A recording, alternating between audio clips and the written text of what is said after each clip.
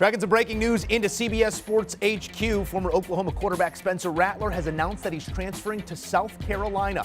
Rattler was the preseason Heisman favorite heading into the year, but ultimately lost his job to true freshman Caleb Williams. Rattler racked up 40 touchdowns and 12 interceptions during 23 games of action as a Sooner.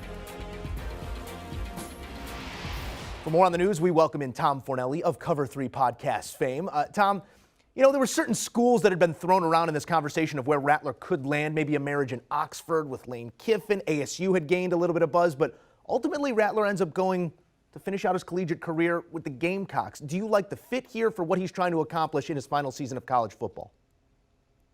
Yeah, this one's a bit of a surprise. I mean, maybe Spencer Rattler thought he was going to the USC that Lincoln Riley went to and just got confused and ended up with the Gamecocks. But it's not like a destination that I think most people kind of had pegged. But in hindsight, it's really not that big of a surprise, or maybe it shouldn't have been, because when it comes to recruiting and it comes to transfers, like, connections are what typically gets the job done as far as player movement. And Shane Beamer, the head coach at South Carolina, where did he spend the previous 3 years before moving to Columbia this year? He was the assistant head coach at Oklahoma. So he was there for the first 2 years of Spencer Rattler's college career. And there's obviously that relationship between them and that connection that helped get them to South Carolina. And I think if you're the Gamecocks, this is a tremendous upgrade, and it is a reason to feel excited, because Spencer Rattler was the highest rated quarterback in his recruiting class, and he put up excellent numbers at Oklahoma, even if he didn't quite live up to the hype surrounding him coming into the 2021 season, where, as you mentioned, he was the Heisman favorite in the preseason, was eventually benched for Caleb Williams.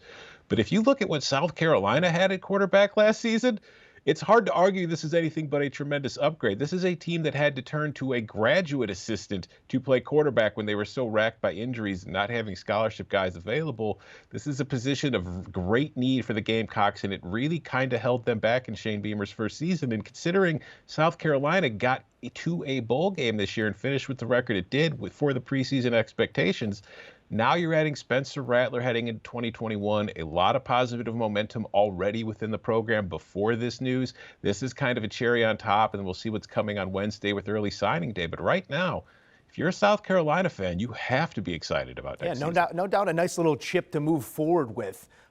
Comfortability, as you put it there, maybe playing a role in the decision, but life in the SEC is often anything but comfortable. The goal for Rattler is obviously to put enough tape down to garner a first-round selection. At least that was the goal heading into 2021. We'll see if he resets those goals, refocus on the college game.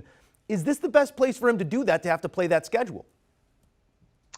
I think, it's a sword that it cuts both ways. Like, first of all, I think that this is a good system for him to be in. I think it's a good offense that will play to his strengths, because as good as Spencer Rattler is, one of the problems he had at Oklahoma and in Lincoln Riley's offense is that he is not nearly as accurate downfield vertically as we have seen a lot of Oklahoma quarterbacks in the recent past, like your Baker Mayfield, your Kyler Murrays. And that didn't really fit what Oklahoma wants to do, and that was part of the reason they made the change. Well, South Carolina is an offense that I think is better suited to what his strengths are, with the shorter throws and the quick accuracy and the quick decisions.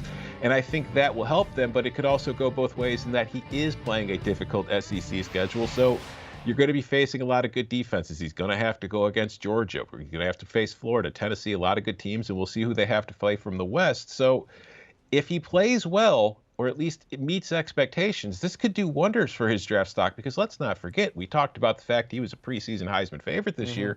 He was also somebody we were expecting to go early in the NFL draft. And now, after losing his job, he's transferring and coming back to college for another season to improve that draft stock.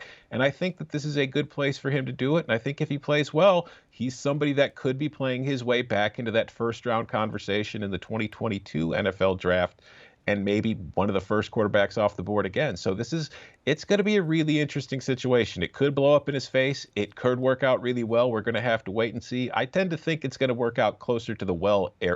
I think there's a better chance of success than there is of failure. I'll leave it at that. Yeah, but you've done a fantastic job in outlining the variance of how this could go, because over the last 2 seasons, we've seen both the ceiling, perhaps, and the floor of Spencer Rattler. I'm putting the headset on you here for a second, Tom. You get him in the building. What's your message to him to ensure it's on the good side and not the bad?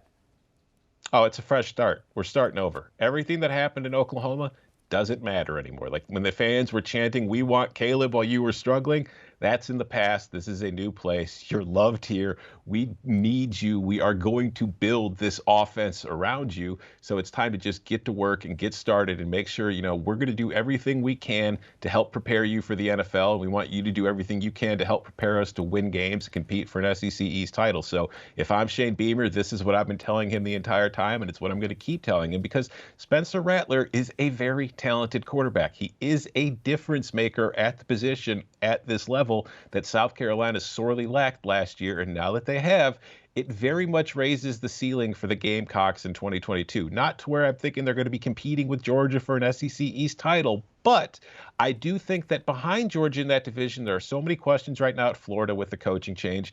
Tennessee seems to be heading in the right direction. Kentucky's been tough. Missouri's been tough. I do think that this elevates South Carolina to the position where it could be competing for second place in that division or third place, which is higher than it's been the last few years, and it's higher than it's been for a while since Steve Spurrier left. Tom Fornelli always offering his unique perspective to all things collegiate football. We thank you as always, Tom. My pleasure. And don't forget, there's more Tom Fornelli to be had. He and the gang breaking all things college football down on the Cover 3 podcast. It is the premier podcast in all of college football. Join the conversation right now as we head down the home stretch. Download, subscribe, and follow the Cover 3 podcast.